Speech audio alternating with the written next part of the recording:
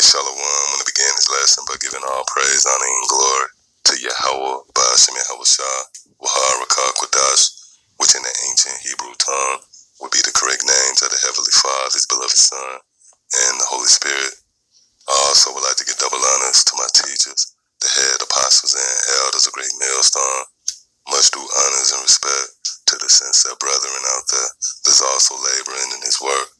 And as always, want to say Shalom to the believers, the Akim as well as the Aqua, which will be you brothers along with the sisters that subscribe to this truth as well. So yeah, just wanted to go into another quick lesson, pretty much, and as always, continuing in the spirit and theme of prophecy, which one of the more subtle yet dynamic prophecies, so to speak, would be the divine revelation, if you will, of the devil and Satan that the Bible speaks of, which will be none other than who? The so-called white man. And we come to that conclusion based upon, if nothing else, this man's works alone testifies against him. See, the so-called white man in his natural habitat is actually proof that he will be the wicked that the Bible speaks of, But upon, research, due to research, especially in relation to the words devil and Satan, where the decision is unanimous, again, it would be none other than the so-called white man.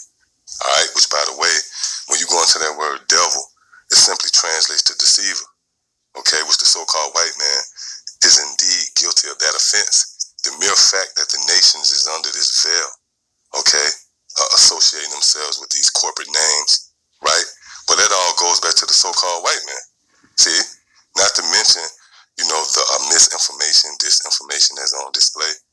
This man, intentionally distorting history, placing a smoke screen before you, right?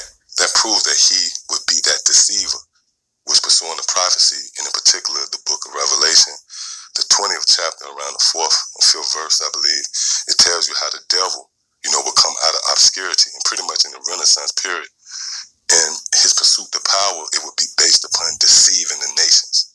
See that? So that would be none other than the so-called white man. All right? So that word devil translates to deceiver. Now, when you go into this word Satan, which I have queued up right here in the Hebrew word, that would be shaitan, right?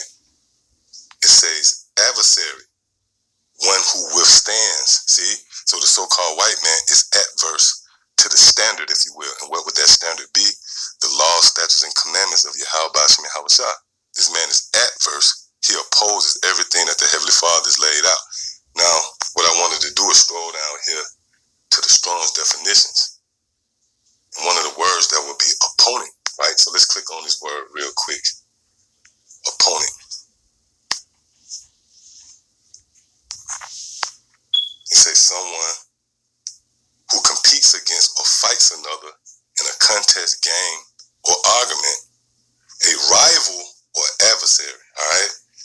But when you scroll down to the second definition, it says a person who disagrees with or resists a proposal. See, let's read this again. A person who disagrees with or resists, a proposal or practice. And in this case, that proposal, again, would be the laws, statutes, and commandments of Yahweh Ba'ashem Yahushua. So this man is a resistant force. All right? This man opposes. He's the oppositional force, if you will, to righteousness. See that? So when you come across the words devil and Satan, then if you are viewing things through spiritual lenses, because you have, most of you out there who claim to build your foundation off the scriptures, and in your perception of the devil or Satan, it goes back to someone in the underworld waiting to possess and torment your soul forever and never. Some guy in a damn red spandex suit, right, with a set of horns, pointed tail, and a pitchfork or a trident in his hand, which is nothing more than a cunningly devised fable, which goes back to who? The so-called white man himself, man, in his Greek mythology, which that word mythology means the study of myths. See? So there's no way around it, man. The devil, the deceiver, the liar, right, would be none other than the so-called white man, right? And that's one of the aspects, if you will, when identifying and targeting this man. But also, we just went into that word Satan, which goes back to the Hebrew word shaitan, which literally means adversary.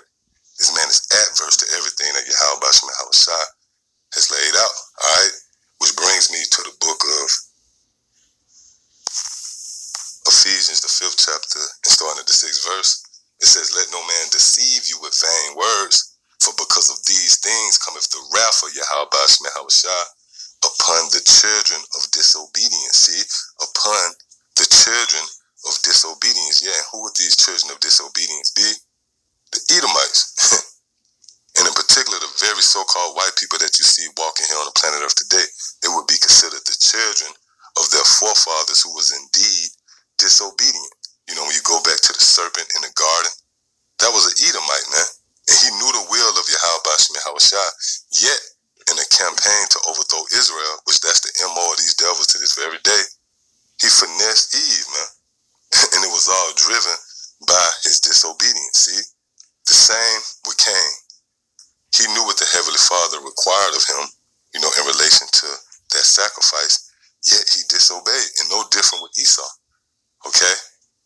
So the Edomites, the very so-called white people that you see here today, would be the children of that disobedience. See, again, let no man deceive you with vain words, for because of these things cometh the wrath of Yahweh Bashim Yahushua upon the children of disobedience. Matter of fact, let me grab something real quick before we continue.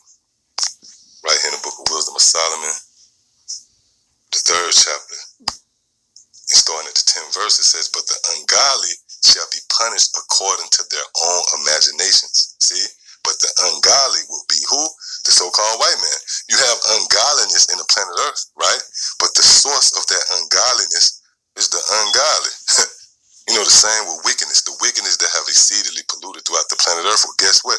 There's a source to that wickedness, and it would be none other than who? The wicked, which pursuant to the book of Malachi, the 1st chapter, around the 3rd and 4th verse, would be the so-called white man. See, again, it says, but the ungodly shall be punished according to their own imaginations, which have neglected the righteous and forsaken the Lord. For whoso despiseth wisdom and nurture, he is miserable, and their hope is vain, their labors unfruitful, and their works unprofitable. And that's what you're witnessing right now. You know, these devils scrambling in attempt to crown an enterprise of success, which will be in the form of bringing about their new world order. But guess what? That labor will be unfruitful, man. That work will be unprofitable. And indeed, their hope is vain. You know, you got these devils in this rallying cry of making America great again. But guess what? That's a vain hope. See, again, for whoso despiseth wisdom and nurture, he is miserable, and their hope is vain. Their labors are unfruitful, and their works unprofitable. Their wives are foolish, and their children wicked. See, and their children wicked. And those children is concerning the Edomites that you see here to this very day. Your child comes after you, man. See that? So when you go back here again to Ephesians, the 5th chapter,